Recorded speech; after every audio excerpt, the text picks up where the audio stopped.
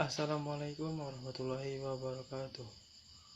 Baik, kami dari kelompok 12 kelas Indralaya. Di sini kami akan memaparkan materi mengenai konsep dasar kurikulum dan evaluasi belajar dan pembelajaran.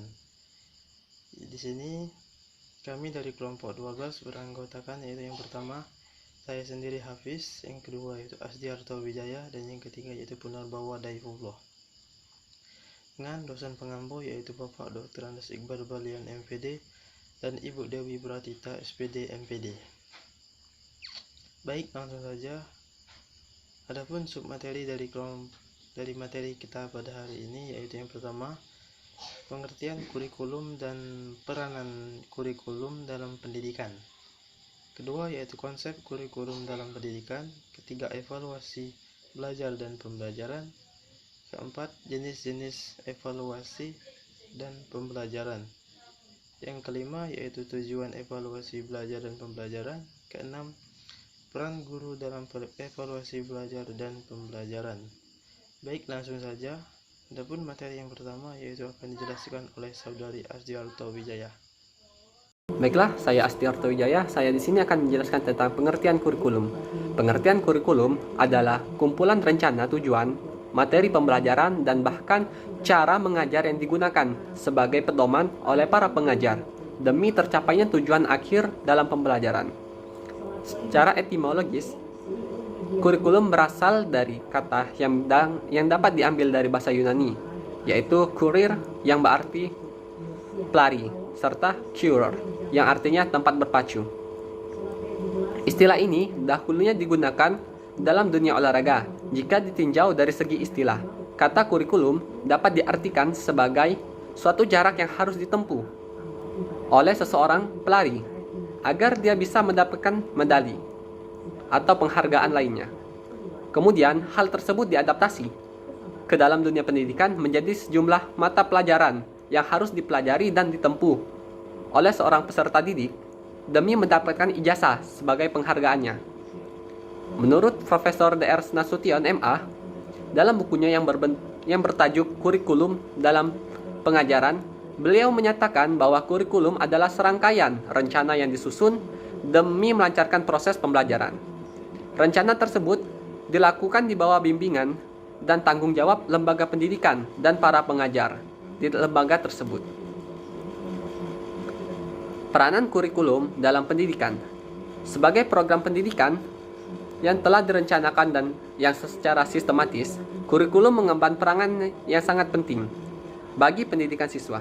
Apabila dianalisis kembali sifat dari masyarakat dan kebudayaan dengan sekolah sebagai institusi sosial dalam melaksanakan operasinya, maka dapat ditentukan paling tidak 3 peranan kurikulum yang sangat penting, yakni peranan konservatif, peranan kritis, dan evaluatif. Dan peranan kreatif. Ketiga peranan ini sama penting dan perlu dilaksanakan secara berimbang. Baiklah, saya akan menjelaskan tentang peranan konservatif. Salah satu tanggung jawab kurikulum adalah mentransmisikan dan menafsirkan warisan sosial dan generasi muda. Dengan demikian, sekolah sebagai suatu lembaga sosial dapat mempengaruhi dan membina tingkah laku siswa sesuai dengan berbagai nilai sosial yang ada dalam masyarakat, sejalan dengan peranan pendidikan sebagai suatu proses sosial. Kedua, yaitu peranan kritis atau evaluatif. Kebudayaan senantiasa berubah dan bertambah. Sekolah tidak hanya mewariskan kebudayaan yang ada, tetapi melainkan juga menilai dan memilih berbagai unsur kebudayaan yang akan diwariskan. Dalam hal ini, kurikulum turut aktif berpartisipasi dalam kontrol sosial yang memberikan penekanan pada unsur berpikir kritis. Baik, ketiga, yaitu peranan kreatif. Kurikulum berperan dalam melakukan berbagai kegiatan kreatif dan konstruktif, dalam artian menciptakan suatu inovasi ataupun menyusun suatu hal yang baru sesuai dengan kebutuhan masyarakat, di mana di masa sekarang ataupun masa mendatang, untuk membantu setiap individu dalam mengembangkan semua potensi yang ada pada dirinya. Maka kurikulum diciptakan sebagai pelajaran ataupun pengamalan cara berpikir, kemampuan, dan keterampilan yang baru yang memberikan manfaat bagi masyarakat. Dan peranan kurikulum tersebut dapat digunakan dengan sedemikian rupa dapat memenuhi kebutuhan masyarakat yang ada. Baiklah, di sini saya akan menjelaskan konsep kurikulum dalam pembelajaran. Konsep kurikulum dalam pembelajaran itu ada 3. Yang pertama itu adalah kurikulum sebagai suatu bidang studi, yang mana artinya di sini kurikulum berfungsi sebagai suatu disiplin yang dikaji di lembaga pendidikan seperti perguruan tinggi, yang mana tujuan kurikulum itu sendiri adalah sebagai suatu sistem bidang studi untuk mengembangkan ilmu kurikulum dan sistem kurikulum yang ada pada universitas tersebut. Baiklah, konsep kurikulum dalam pembelajaran yang kedua yaitu adalah kurikulum sebagai substansi, yang mana dimaksud adalah kurikulum di sini adalah kurikulum yang berisi tujuannya yang ingin dicapai, bahan yang akan disajikan, kegiatan pengajaran, alat-alat pengajaran, dan jadwal waktu pengajaran. Suatu kurikulum digambarkan sebagai suatu dokumen yang tertulis yang berisi rumusan tentang tujuan, bahan ajar, kegiatan belajar mengajar, jadwal, evaluasi yang telah disepakati dan disetujui bersama oleh para penyusun kurikulum itu sendiri. Baiklah, konsep kurikulum yang ketiga adalah kurikulum sebagai suatu sistem. Apa itu kurikulum sebagai suatu sistem? Kurikulum sebagai suatu sistem adalah suatu kurikulum yang merupakan bagian atau subsistem dari keseluruhan kerangka organisasi sekolah atau perguruan tinggi, yang mana hasil dari sistem kurikulum itu tersusunnya kurikulum itu sendiri. Kurikulum sebagai suatu sistem mempunyai fungsi bagaimana cara memelihara kurikulum agar kurikulum yang telah ada itu bisa berjalan sesuai keinginan. Baiklah, selanjutnya saya akan menjelaskan apa itu evaluasi pembelajaran. Evaluasi pembelajaran merupakan suatu penilaian kegiatan dan kemajuan belajar mahasiswa yang dilakukan secara berkala. Dan penilaian ini juga dapat berbentuk seperti ujian, praktikum, tugas, atau pengamatan oleh dosen. Bentuk ujian di sini dapat meliputi ujian tengah semester, ujian akhir semester, dan ujian tugas akhir. Pembobotan masing-masing unsur penilaian ini ditetapkan dengan kesepakatan antara dosen dan mahasiswa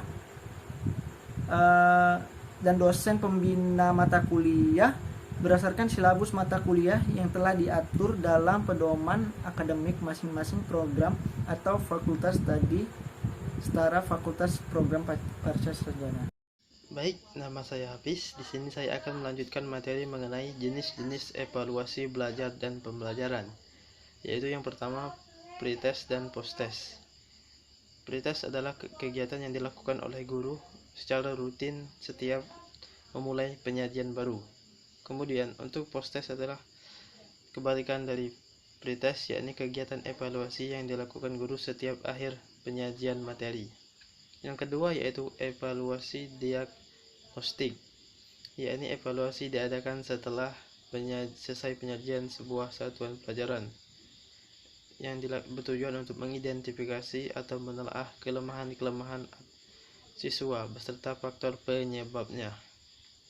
Kemudian untuk evaluasi selektif. Evaluasi selektif adalah evaluasi yang dilakukan guna untuk memilih siswa yang paling tepat atau sesuai dengan kriteria program kegiatan tertentu.